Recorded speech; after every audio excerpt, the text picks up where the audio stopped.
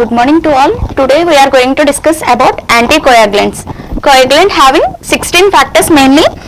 Definition comes under the anticoagulants are drugs which are used to prevent clot formation. That drugs are called anticoagulants. Next, coming to classification. Classification involves parenteral anticoagulants and the oral anticoagulants. Parenteral anticoagulants involves heparin, low molecular heparin, synthetic heparin derivatives. Whereas coming to oral anticoagulants involves coumarin derivatives and the indone-dione derivatives. In the parenteral anticoagulants, heparin, low molecular heparin includes enoxaparin, deltaparin, tinzaparin, fondaparinux and erdaparin. Next, coming to synthetic heparin derivatives include fondaparinux, thrombin inhibitors. Thrombin inhibitors drugs include is hirudin, desirudin, donaparon and ergotabin. Whereas coming to oral anticoagulants, it includes coumarin derivatives, warfarin, azinocumaril, dicumaril. Warfarin is a very important drug in one of the most widely used oral anticoagulant. Indone-dione derivatives, phenylenedione. Heparin is also very important drug which is used to prevent the coagulation, that means clot formation. In case of surgeries also we are using heparin widely to prevent the clots. Next, thrombin inhibitors drugs include rivaroxaban and apixaban. These are the classification includes in the anticoagulants.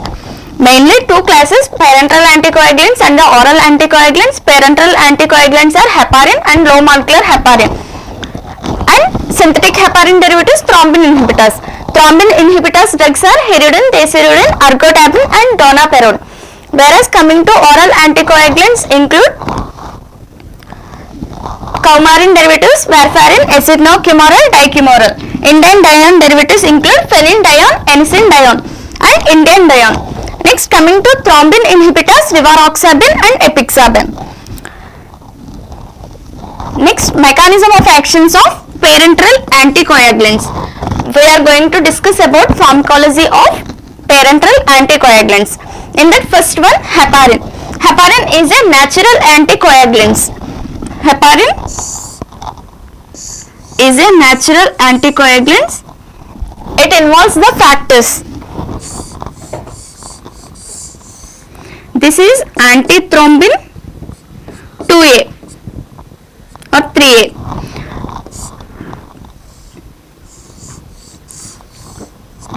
This is second factor. While binding to antithrombin 2A factors, this clot forms a clot formation. It is heparin.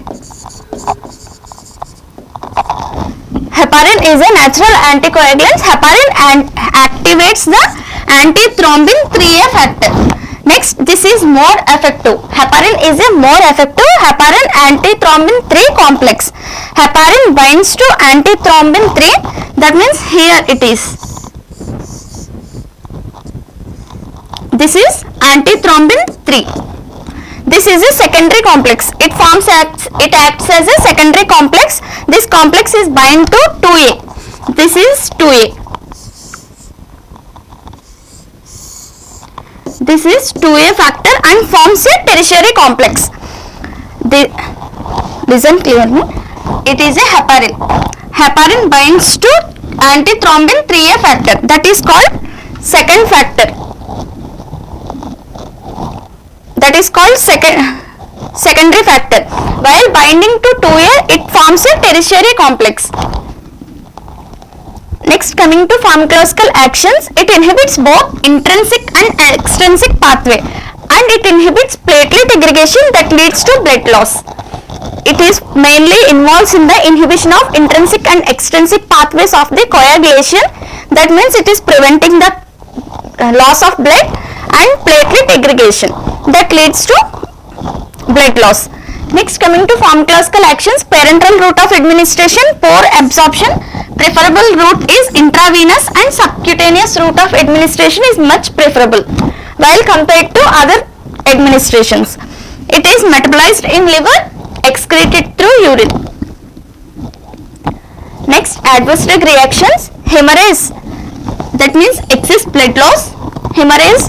It is treated with the protamine sulfate. It is one of the drugs, protamine sulfate, thrombocytopenia and anemia. Next, coming to contraindications. Contraindicated in thrombocytopenia, persons with wounds. Who are suffering with wounds, and these drugs are more potent.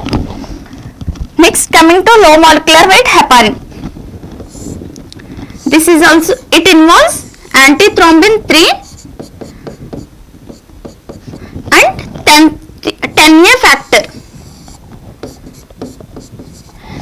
These drugs, low molecular weight heparin drugs, will block the binding of 10A factor to antithrombin 3. Main mechanism of action is blockage of 10A factor leads to low molecular weight heparin.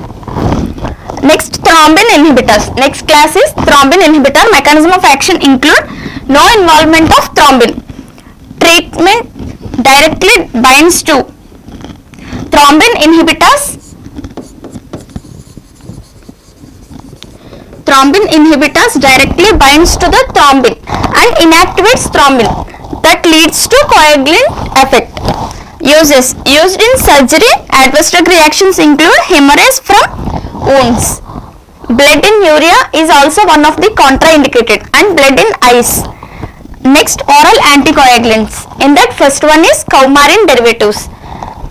Mechanism of action of coumarin derivatives is vitamin K epoxide and vitamin K hydroquinone.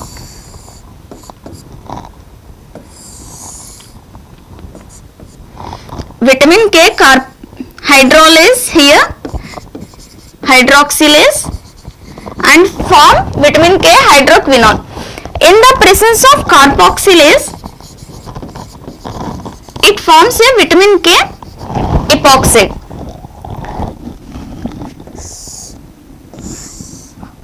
And it forms a carboxylated prothrombin and decarboxylated prothrombin. In the presence of carboxylation, it forms a carboxylated prothrombin and decarboxylated prothrombin.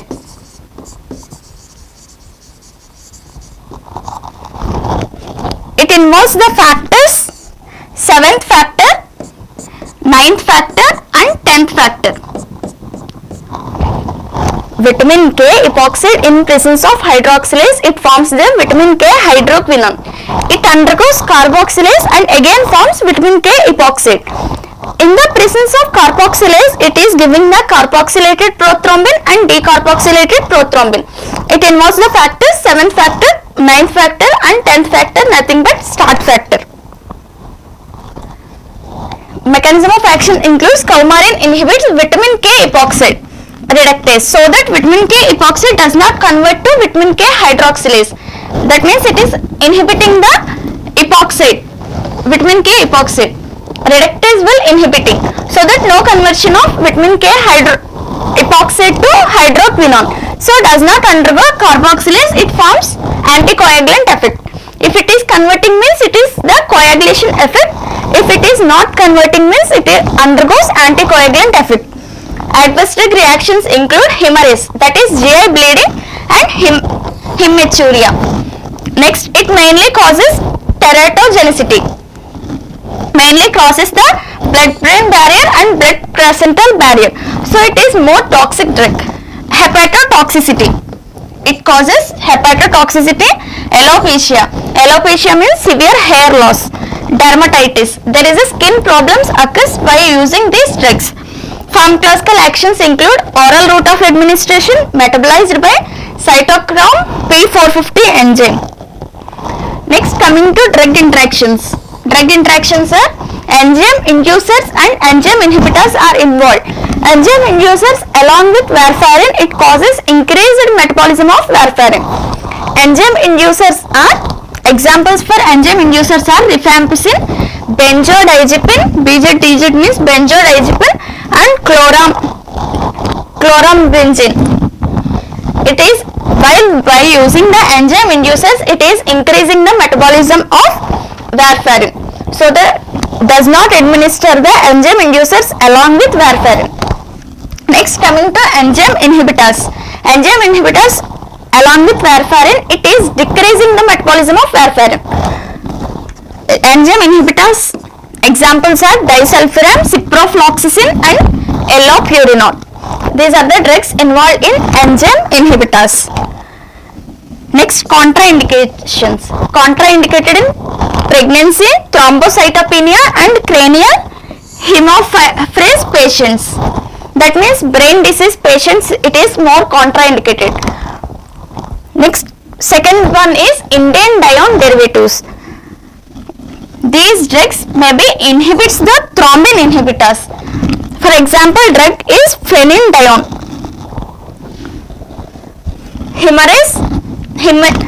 Adverse drug reactions include hemorrhage, hepatotoxicity, weight loss, stay half is 2 to 3 hours. Next, enicendione. Abdominal pain, hepatotoxicity and T half is 5 hours. Next, anticoagulants uses. Used to treat deep thrombocytopenia, deep vein thrombosis or deep vein thrombocytopenia, pulmonary embolism. That means blood clot in pulmonary artery. Next, thromboembolism, blood clot in blood vessel. Myocardial infarction, angina. In case of angina, it is the first drug of choice for antiplatelets because it is clotting the blood by preventing the loss of the blood. And cardiac surgery. In case of heart surgeries also, these drugs are widely used. Rheumatic heart disease and cranial vascular disease. This is the topic of anticoagulants. There are mainly having 16 factors. Thus 16 factors are very important for these anticoagulants. Next topic is fibrinolytics or thrombolytics. Fibrinolytics is also called as thrombolytics. Definition includes drugs which are used to prevent thrombi in blood vessels. By activating the fibrinolytic system, the drugs are called fibrinolytics. Ideal properties include it should be cheap, easily available, it should be specific and it is less toxic. It should be non-irritable, it is less cheap, it is available in a low cost. It should be effective in blood pressure patients in case of either high blood pressure or low blood pressure. Mechanism of action of fibrinolytics or thrombolytics include plasminogen gives plasmin. It undergoes fibrin and fibrinogen. Fibrin gives the fibrin split products, fibrinogen gives the degraded products. Here what happened? Anti-fibrinolytics acts here.